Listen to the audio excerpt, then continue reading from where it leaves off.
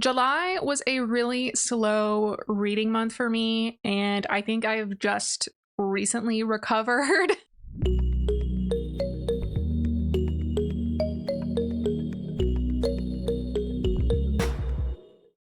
My name is Taylor Rose, and welcome back to my channel where we talk about everything reading and writing.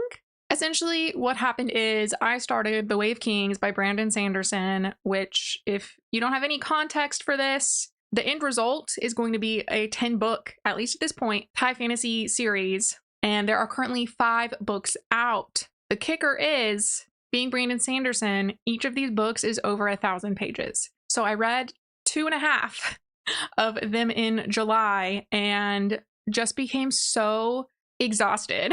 I'm not saying the books are bad, but it's a lot to push through in one go. When July wrapped up, I was halfway through the 5 books that are currently out, and it really got me down. But let's go through the books I did read in chronological order. So I started the month out by reading How to Find a Nameless Fae by AJ Lancaster. I have previously read their series, The Stariel House, which I absolutely loved. It is a 4-book series with a spin-off novel. Fantastic. How to Find a Nameless Fae is a little different than that series. It is definitely more of a romance novel. As far as I can tell, definitely seems to be standalone. How to Find a Nameless Fae follows Princess Giselle, who has just turned 40 years old. She is really socially isolated because as a newborn, as a fetus, essentially, she was cursed. Her mother had to guess the name of this mysterious wizard, but she failed. Her mother didn't guess the name. So as a consequence, she's lived her entire life waiting for this wizard to come back and take her. A consequence of the curse is that her presence just disgusts people. Every year as she's been aging, it's been harder and harder for people to stand being around her. She has just had to live with knowing that nobody likes her anymore. So when she's turned 40, she decides, hey, I need to go find this guy so I can live the rest of my life in peace, at least. She manages to break into the Fae world and goes on a hunt to find the wizard who cursed her. It is such a cute story. Giselle's emotional arc, coming to terms with her lack of interpersonal relationships and what she actually wants for her life after having been really pinholed into a very small existence as a princess that everyone thinks is going to be kidnapped tomorrow. This wizard who cursed her is Fae, but one of the ones with animal features. So he has cat ears and a little cat tail. He is so funny, definitely reminiscent of kind of like Hal from Howl's Moving Castle, if he were a little more socially awkward. Seeing them interact and then the world building around his house and why this curse came to be in the first place was just really great. It was such an easy read. I was pulled right in. I highly recommend it. Anything by AJ Lancaster is a great choice. I found out I got it as an ARC on NetGalley, right after it published, actually. You can go find it on Kindle Unlimited. I was so upset because I found out that there was a novella that AJ Lancaster released if you pre-ordered the book. And I was like, if I had known, I would have pre-ordered because I already know I love your work. So unfortunately, I can't get the novella, but they are saying they will be releasing it for publication later this year. So fingers crossed. The second book I read in July was The Glass Slide World by Carrie Vaughn. If you remember from June, I read the first book in this series. Arguably, they're both standalones. It's just the characters are interrelated. The previous book, The Naturalist Society, was set in the late 1800s and follows a new widow who befriends 2 of her husband's coworkers, essentially, and involves a lot of scientific research and yada yada. Spoiler, not spoiler, it ends in a throuple, which takes us to the Glass Slide world, where the throuple has had several children. We are following the oldest daughter, who was born at the end of the last book. Straight off the bat, I am going to say that this book was not as good as the first book. It is kind of to be noted, the author does say in her notes at the end that while she was writing, there was a major family death. Unfortunately, I do think that kind of impacted the story. I really liked the main character, but I don't think she should have been the main character, if that makes sense. Basically, the daughter, Ava, is a young adult. She's trying to become a doctor, and she has focused her naturalist studies on microorganisms, bacteria, that sort of thing. Most naturalists kind of look down on that because they're all about macroorganisms, so animals and stuff, and they don't really think that what she's trying to study is helpful. So it is interesting to see like how she progresses in that study in particular in the book. Essentially, Ava has signed up for an internship in Jamaica where one of her fathers grew up. But on the way to Jamaica, the ship is hijacked, and Ava and then the other guests and crew members that she's befriended are trying to figure out why and stop it. The plot kind of veered off from there. It just felt like there wasn't really a purpose to anything Ava was doing, if that makes sense. And which, you know, can work in a lot of stories, but at the same time, I don't think we were deep enough in Ava's head for it to be like a cerebral character study or anything. The side characters were actually more interesting, and I do think that might have been one of the weak points of this book. The first book, The Naturalist Society, went through multiple POVs. It brushed on the dead husband a few times, it followed the widow, and then it followed the two naturalist explorers. So you were bouncing through different perspectives on what was going on and seeing more of the interwoven plot lines versus this story, you only follow Ava. And I felt like if we had followed some of the side characters, we would have gotten a much more interesting view on like what was actually happening. That being said, it was really well written. I didn't have any issues finishing it in one sitting. Ava is still an engaging character, but I just don't think we went deep enough into her psyche really to get our claws into it. And I honestly don't think there needed to be any romance at all. It's kind of hinted a few times that Ava is interested in somebody, and then basically at the very end, like in the last few pages, it wraps up like, oh, well, she's going to be sending letters to both of these men. And it's like, I know the last book had a throuple, but there's no reason for it to be in this book. Also, the two men don't even know each other. So it's like, it felt like a shoe-in to kind of be like, wink, wink, nudge, nudge.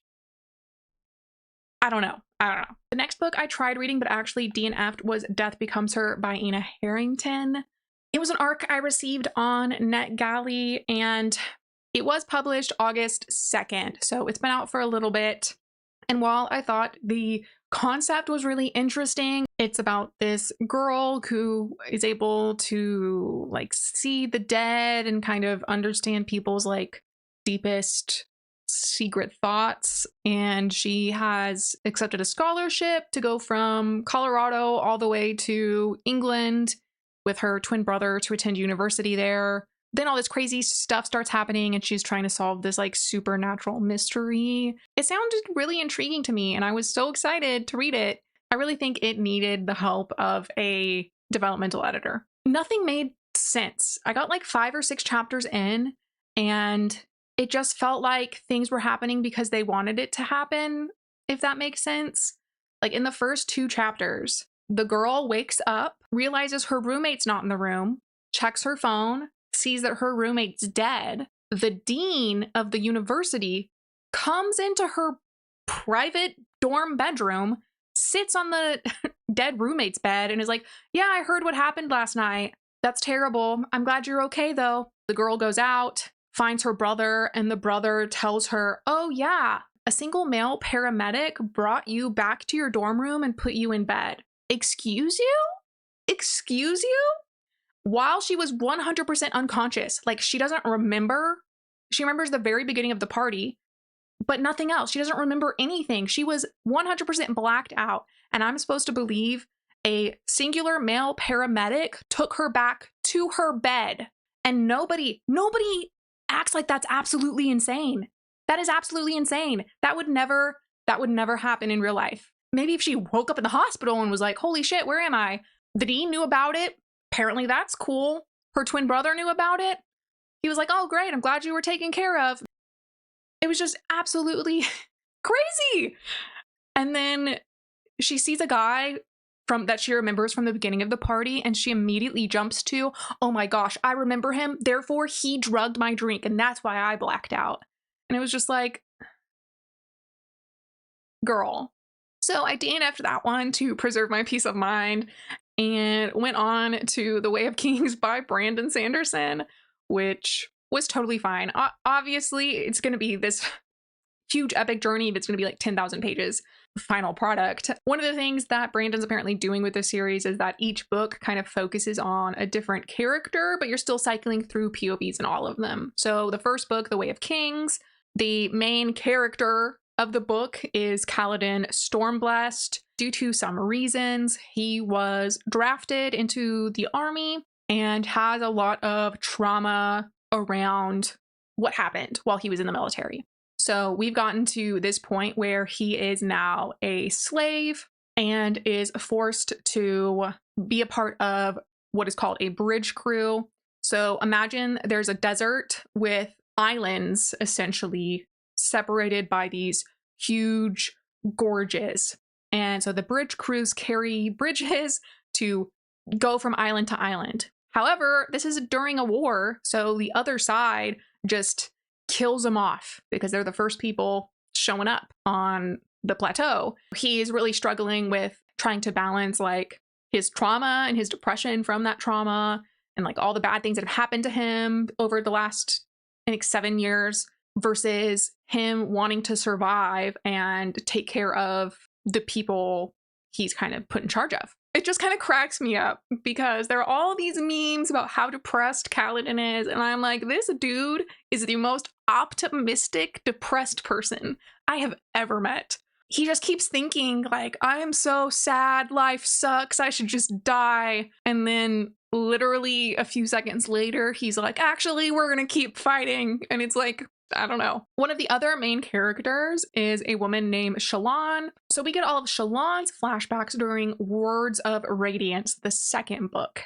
And so she's actually from a different country than almost all the other main characters. And because of some stuff her father's done, she's forced to become the ward of this like controversial woman, Brightness Yasna. In The Way of Kings, it focuses a lot on like her kind of like academic journey with Yasna, and then in the second book, it's about her finding out who she is, more so, if that makes sense. This also made me laugh because all these memes talking about Kaladin being depressed also talk about how much they hate Shallan. And in The Way of Kings, I liked Shallan. I liked her chapters, even though all these people online are like, her chapters are the most boring ever, I hate her, cut her out of the book.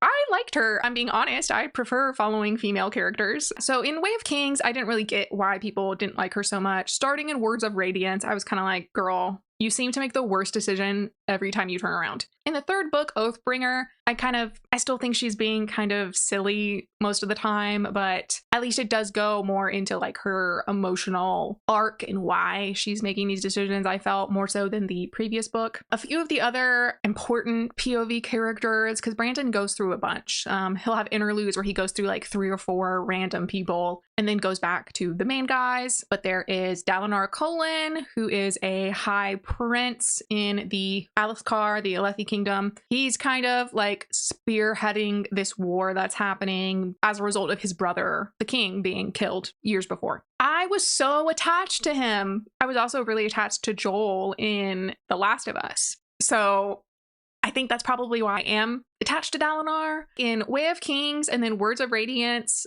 great. Loving his arc. He has some tragic backstory we don't know about, but we're getting hints, and he's like trying to be a good leader and all this stuff. And then Oathbringer just slaps me in the face. I think this is why I faltered in reading. I could have finished Oathbringer last month, but Oathbringer has flashbacks from Dalinar's POV, and you find out that he is just this dumb meathead with an anger problem. And I was so upset. I was so upset. I don't want to talk about Oathbringer too much because I finished it this month and not last month, but I think the problem with jumping into a series that are so big like this is that you just have so many questions that aren't going to be answered for a really long time. And I do think that Brandon Sanderson does do a good job in like kind of trickle truthing you. So you feel like you're learning stuff. Anyways, it was just a lot of reading and feeling stressed. But I finally finished Oathbringer this month, August, and I read a few other books trying to recuperate. So that was the month of July. Arguably not bad. Averages out to a book a week. 2 books I read in 2 days, and then some very long books that took me an eternity to finish. Well, that is all I have for you now. I will see you next time.